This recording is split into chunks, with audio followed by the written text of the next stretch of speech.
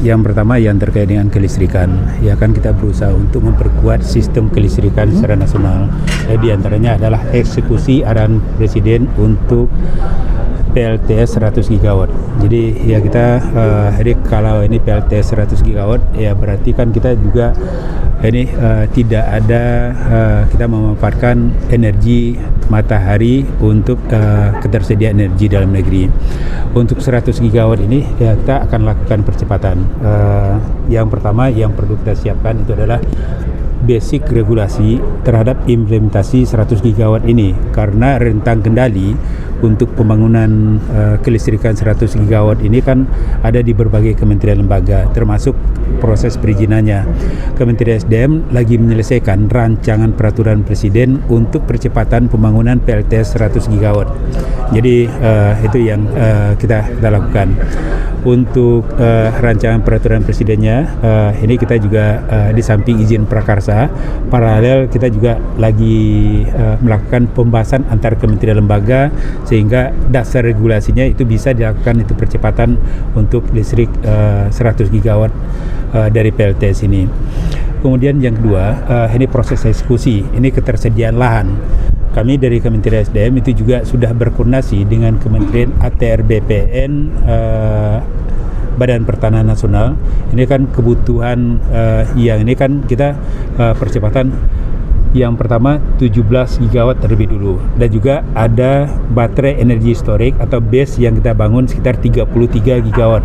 Jadi ketersediaan lahan berdasarkan identifikasi yang kita lakukan bersama antara Kementerian SDM dengan Kementerian ATR BPN, di Pulau Jawa sudah tersedia sekitar 24.000 hektar. Jadi 24.000 hektar ini kita akan melakukan verifikasi ini bersama.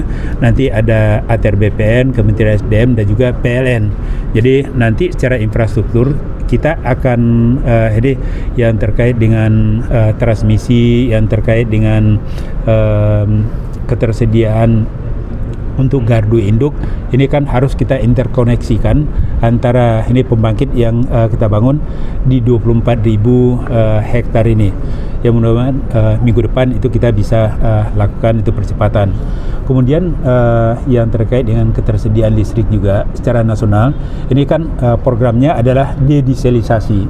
Jadi untuk dedieselisasi ini kan seperti di wilayah Maluku itu kan pada umumnya pembangkit kita kan berasal dari diesel. Jadi di daerah 3T itu juga terdiri dari ini ada diesel, itu ada gas dan juga ada energi baru terbarukan.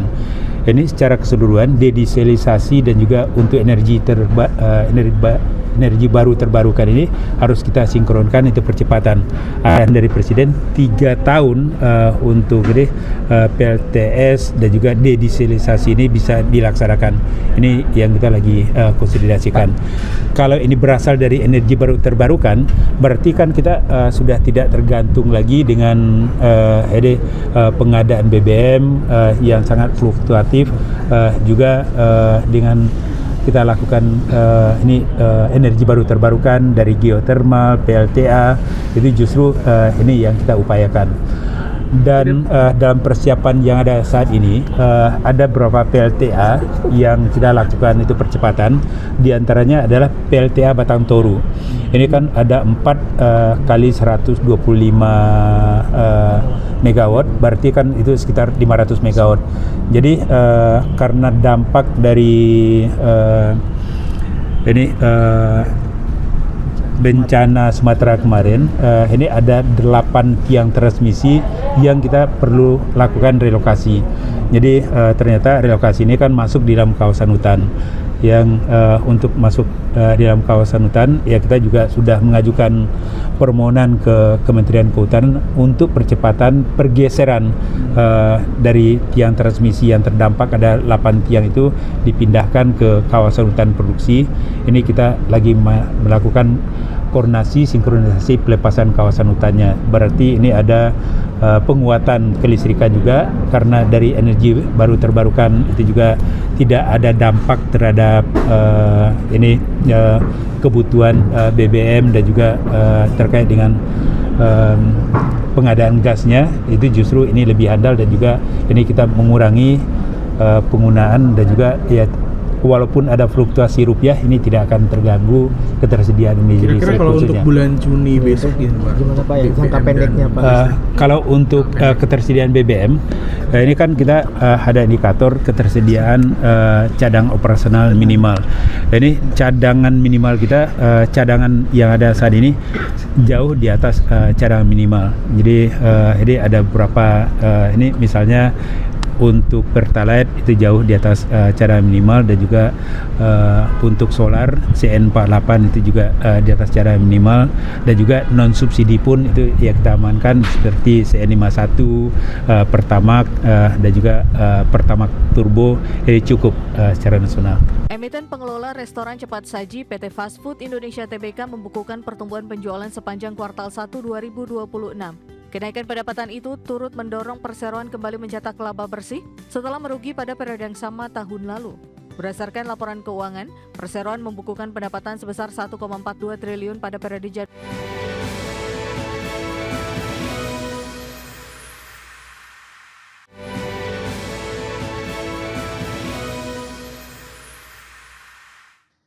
Terima kasih Anda masih bergabung sama kami. Pemirsa, emiten pengelola restoran cepat saji PT Fast Food Indonesia Tbk membukukan pertumbuhan penjualan sepanjang kuartal 1 tahun ini. Kenaikan pendapatan tersebut mendorong perseroan kembali mencetak laba bersih setelah merugi pada periode yang sama tahun lalu.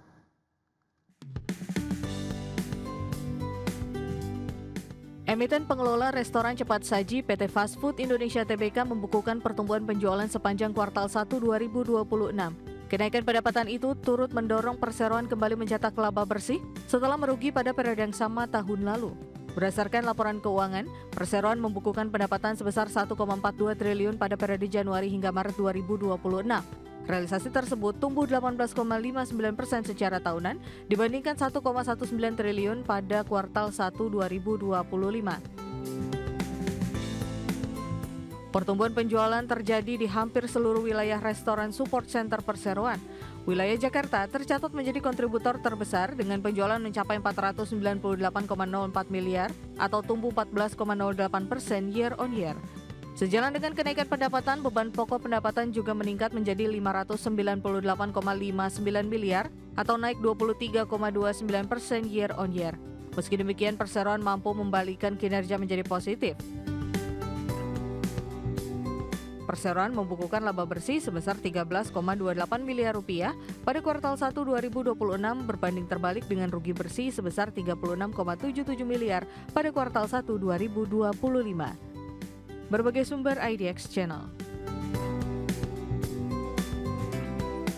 PT Mitra Pinastika Mustika Tbk memutuskan membagikan dividen tunai tahun buku 2025 sebesar 745,72 miliar rupiah atau setara dengan Rp170 per lembar saham.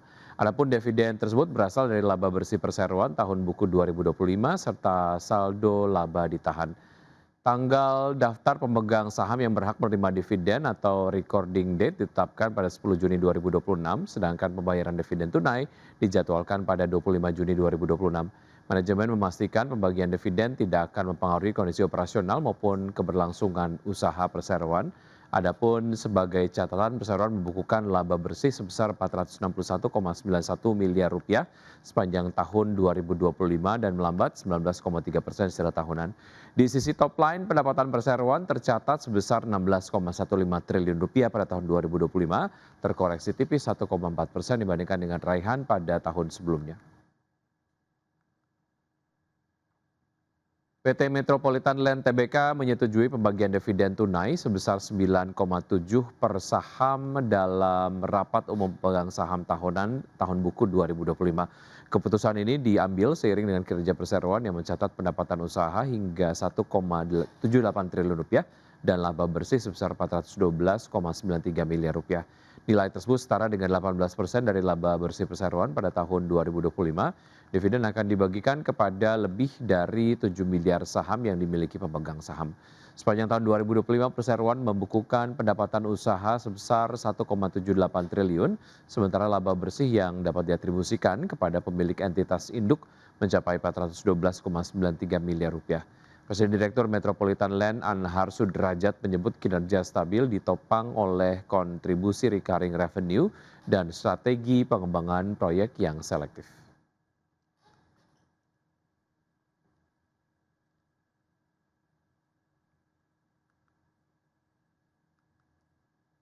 Amerika Serikat dan Iran dilaporkan telah mencapai kesepakatan selama 60 hari untuk memperpanjang gencatan senjata sekaligus memulai negosiasi terkait dengan program nuklir Iran.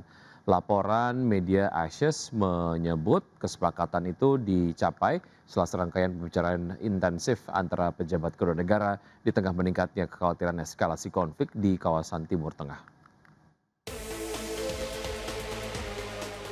Amerika Serikat dan Iran dilaporkan telah mencapai kesepakatan selama 60 hari untuk memperpanjang gencatan senjata sekaligus memulai negosiasi terkait program nuklir Iran. Meski demikian, laporan tersebut menyebutkan bahwa Presiden Amerika Serikat Donald Trump masih harus memberikan persetujuan final sebelum kesepakatan tersebut resmi diberlakukan. Mengutip laporan Axios pada Kamis 28 Mei 2026, kesepakatan itu dicapai setelah serangkaian pembicaraan intensif antara pejabat kedua negara di tengah meningkatnya kekhawatiran internasional terhadap eskalasi konflik di kawasan Timur Tengah. Sementara itu, sebelum beredar laporan disepakatinya gencatan senjata, ketegangan antara kedua negara kembali meningkat setelah kedua negara saling melancarkan serangan udara terbatas pada Kamis 28 Mei di tengah kebuntuan negosiasi terkait keamanan Selat Hormuz dan upaya gencatan senjata yang rapuh. Insiden ini terjadi setelah Amerika melakukan serangan terhadap operasi drone Iran yang disebut berlangsung di dekat Selat Hormuz.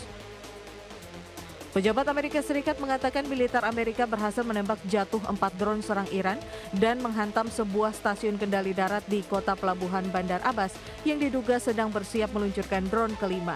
Sebagai balasan, Korps Garda Revolusi Iran menyatakan telah menargetkan pangkalan militer Amerika yang disebut bertanggung jawab atas serangan di sekitar Bandar Abbas. Berbagai sumber IDX Channel. Ya, harga minyak mentah berakhir variatif pada perdagangan di hari Kamis setelah mengalami pergerakan fluktuatif di tengah beragam laporan mengenai perkembangan negosiasi perpanjangan gencatan senjata antara Amerika Serikat dan Iran.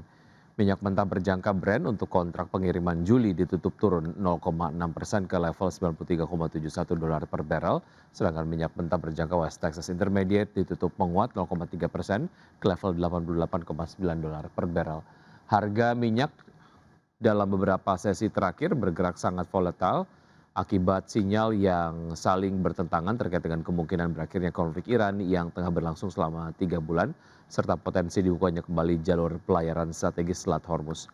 Reuters menyebut sejumlah sumber yang mengetahui pembicaraan tersebut mengatakan bahwa kesepakatan untuk memperpanjang gencatan senjata di Timur Tengah selama 60 hari telah tercapai.